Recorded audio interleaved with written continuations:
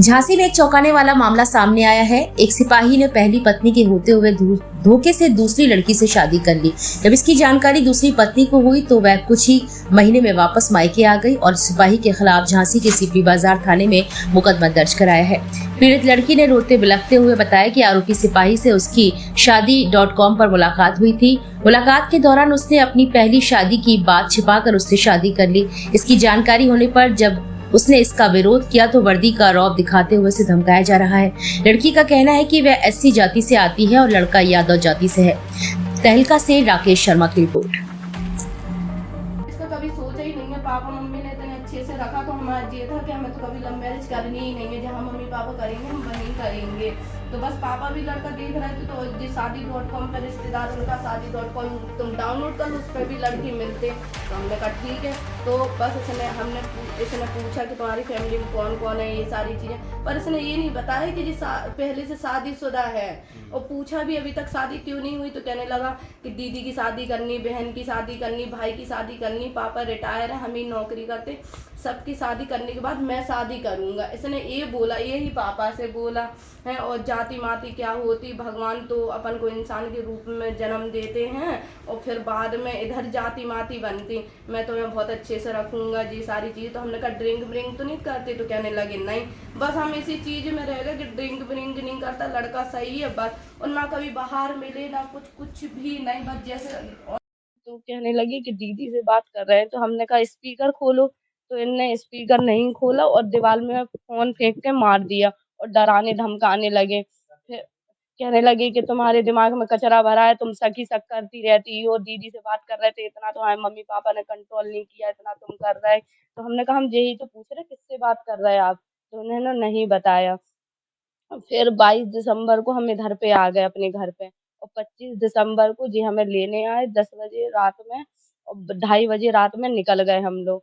फिर ये 17 तारीख को फिर किसी से बात कर रहे थे ये 17 जनवरी को। तो बात करते हुए नंबर डिलीट कर दिया। तो हमने कहा किससे बात कर रहे थे, तो कह रहा है दीदी से बात कर रहे थे। तो हमने कहा कॉल हिस्ट्री दिखाओ, तो कह रहा है क्यों दिखाएं कॉल हिस्ट्री, मैं तो जिससे ही बात करता हूँ नंबर डिलीट कर देता, नहीं दिखा रहा कॉल हिस्ट्री, ये वो फलाना ढिकाना बहुत बातें करने लगे हैं। और फिर हाँ कुरिया वगैरह, और मेरे पास पैसे नहीं है, तुम मुझे पैसे दो सब्जी के लिए, खाने के लिए। रोज हमसे 500-500 रुपए लेते थे हैं, और पापा से भी 25,000 रुपए मांगने लगे। तो पापा के पास नहीं थे, तो चाचा ने ट्रांसफर किए इनके नंबर पे 25,000 रुपए और मांग रहे थे। हाँ, और पैसे मांग रहे थे कार वार के लिए, ये सारी चीजें। फिर धमकाने लगे। तो फिर हम जब साफ सफाई कर रहे थे तो इनकी फाइल मिली। तो फाइल में इनकी पत्नी के साथ फोटो मिली और नॉमिनी के कागज मिले।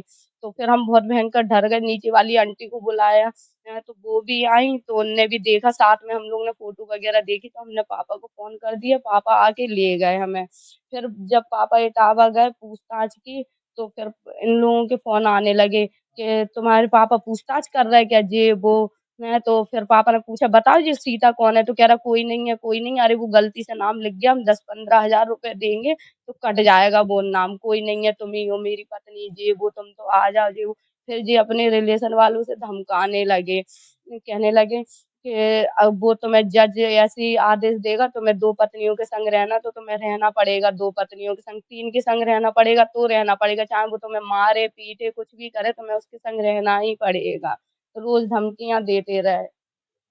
हाँ, कि मतलब तुम्हें रहना ही पड़ेगा उसके संग, चाहे कुछ हो जाए, हम घर से उठवा लेंगे, घर से आ जाएंगे, और तुम फालतू के जेवर रखे हो, तुम पैसे ले गई, ये वो, हम घर से पैसे निकलवा लेंगे, घर से जेवर निकलवा लेंगे, तुम्हें आना ही पड़ेगा और मैं तुम्हें छोड़ूंगा नहीं। उसके मैसेज भी हैं कि तुम क्या सोच रही, जब मैं मर जाऊंगा तब ये रिश्ता खत्म होगा, उससे पहले नहीं होगा, और मैं तुम्हें मतलब किसी भी कीमत पर छोड़ूंगा नहीं।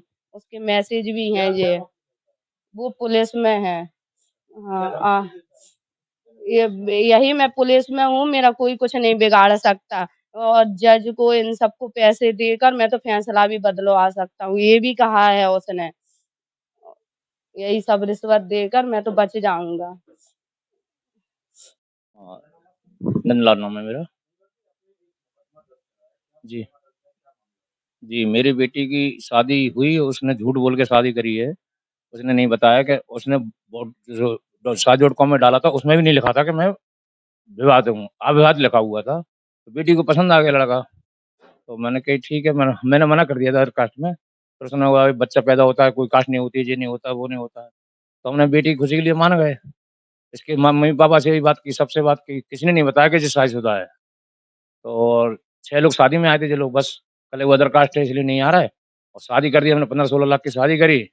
पहले कैश दे दिया था नगद हमने सब, पहले हमें तो कैश चाहिए, सामान हम कहाँ ले जाएँगे यहाँ से। तो अब वो दूसरी बार गई जब मौड़ी, तब इसके कागज़ मिले, तब शक हुआ। तो फिर मैं कागज़ लेके इटावा गया, सब जाँच करने के लिए। तो फिर मैंने इनसे पूछा, इनकी बहनों का फ़ोन आया, पहले बात करनी है। मैंने कहा, "ये सीता कौन है?"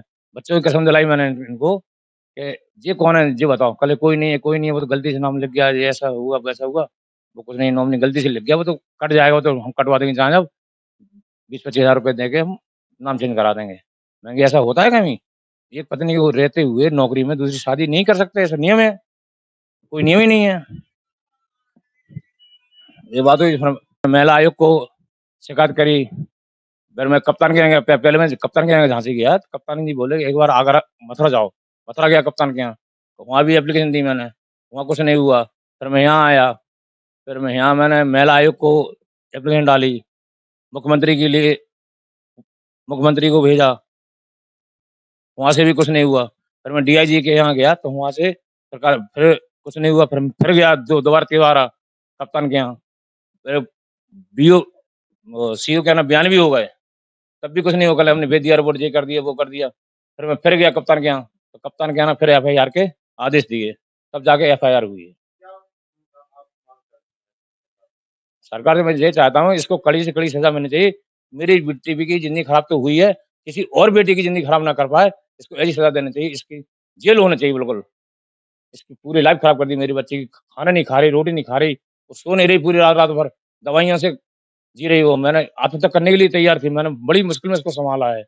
वो पूरा घर परेशान, पूरा तहस-नहस हो गया, हमारी ज़िंदगी खराब हो गई साहब पूरे परिवार की।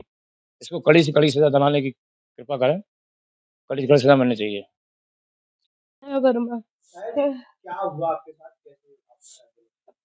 शादी.com पे 4 जुलाई को जीवन शादी.com यूज किया था, डाउनलोड किया था। 6 जुलाई को सतन सिंह यादव की रिक्वेस्ट आई, तो वो पता नहीं कैसे एक्सेप्ट हो गई है। तो फिर उनने बातचीत की कि मतलब आपकी फैमिली में कौन कौन है, क्या करती हो आप, ये सब चीजें।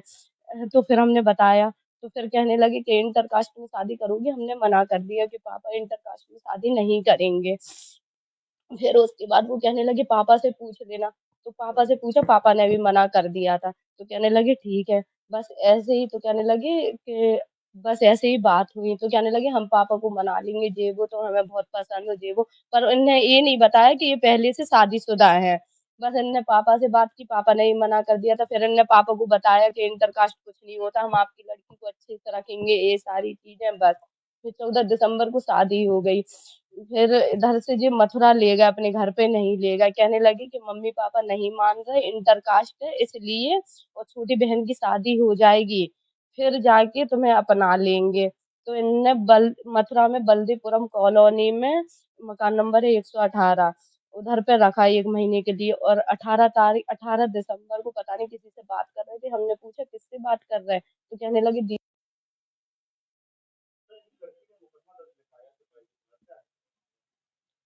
छाया वर्मा ने आरोप लगाते हुए एप्लीकेशन दिया था कि एक कांस्टेबल जिसकी पोस्टिंग मथुरा में है, उसने अपनी पहली शादी होते हुए भी उसने इनको गुमराह करके इसके साथ शादी कर ली है। इस आरोप पर थाना क्षेत्र सीकरी में एफआईआर पंजीकृत कर अग्रिम वैधानिक कार्रवाई की जा रही है।